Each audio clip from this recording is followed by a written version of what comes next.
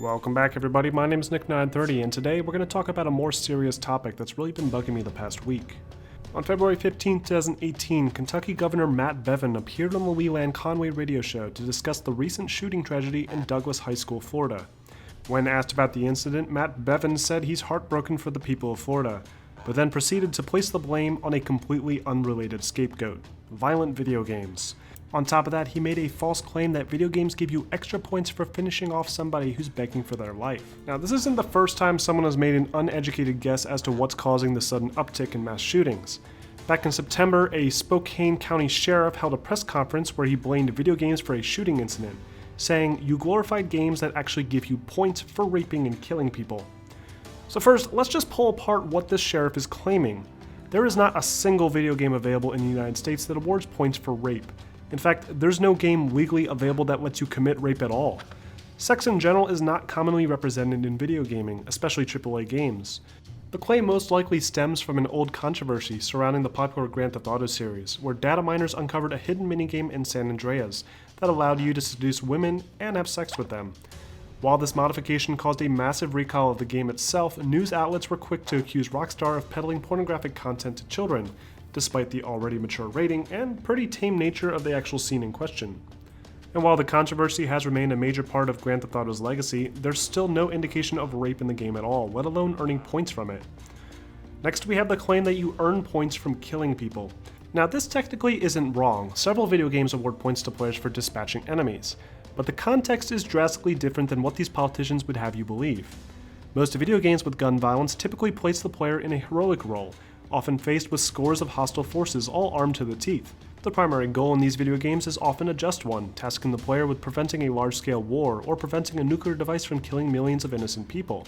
What these lobbyists won't tell you is that it's very uncommon for you to find yourself in a situation where you're forced or even allowed to shoot unarmed individuals. Games like Battlefield, Call of Duty, and Rainbow Six will often punish you for killing civilians, giving the player a game over screen or failing the mission. In video games like Grand Theft Auto, the player is punished for violent actions against innocent civilians, with police appearing in larger, more difficult waves.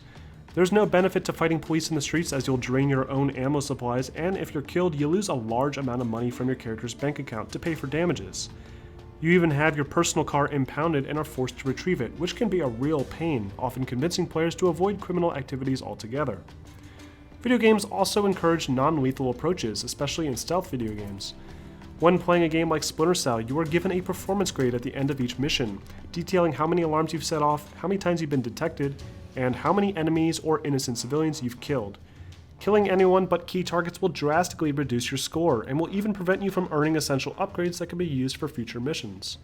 Dishonored, a stealth action game by Arcane Studios, even rewards players with a coveted achievement for completing the game without killing anybody, and instead offers players options to eliminate their target with more clever, non-lethal approaches, like exposing a political secret that would remove them from office.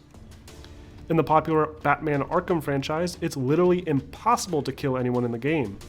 Even if you try to pull a person off of a rooftop, the enemy will automatically have a rope tied around their ankle to prevent them from falling off the roof, which is consistent with the Batman folklore.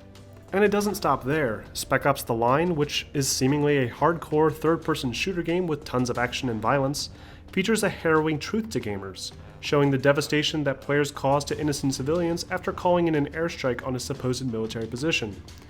Scenes like these don't glorify violence, but rather shame violence and humanity's obsession with war in general. If anything, video games are teaching a younger generation about the brutality and reality of taking a life, and very rarely task the players or even allow them to commit an unjustified and brutal string of pointless atrocities like we've seen in the news. So no, Kentucky Governor Matt Bevin, your claim that a culture filled with violent video games is the cause is simply unfounded. In fact, while video game sales have been rising steadily every year, cases of homicide and aggravated assault have been decreasing. This doesn't necessarily mean video games are the reason for this decrease, but it certainly proves that there isn't an increase in crime like so many would have you believe.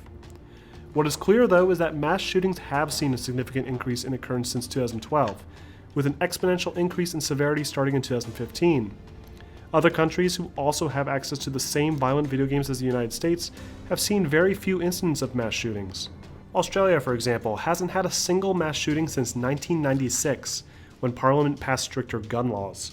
While this may not necessarily be the answer to solving gun violence in the United States, it's still worth noting that there simply isn't any link to causation by video games. I get what the governor is trying to say. He's trying to say that our culture glorifies violence. And this is true, violence is romanticized in all of our media. But that's been the case for nearly a century. Back in the 20s, jazz music was supposedly influencing our youth and turning them into monsters. Then it was the cinema and TV, rock music, rap music, and now video games. History continues to repeat itself, and people continue to use unrelated forms of entertainment as a scapegoat for the true problem. But all we have to do is look across the pond to see that other countries, all with access to the same forms of media, are not experiencing the same rate of these tragedies. And that problem is likely related to a fundamental flaw in how the United States operates, whether it be our current stance on gun control or our failure to investigate potential mental health issues. So please, if you see someone make an idiotic claim like this again, let them know about it. Spread the word that what they're saying is completely baseless, and maybe they'll stop avoiding the real issue by pushing the discussion somewhere else. Thank you guys for watching. I hope this video was interesting, and if you like this, be sure to like and subscribe for more content posted every week.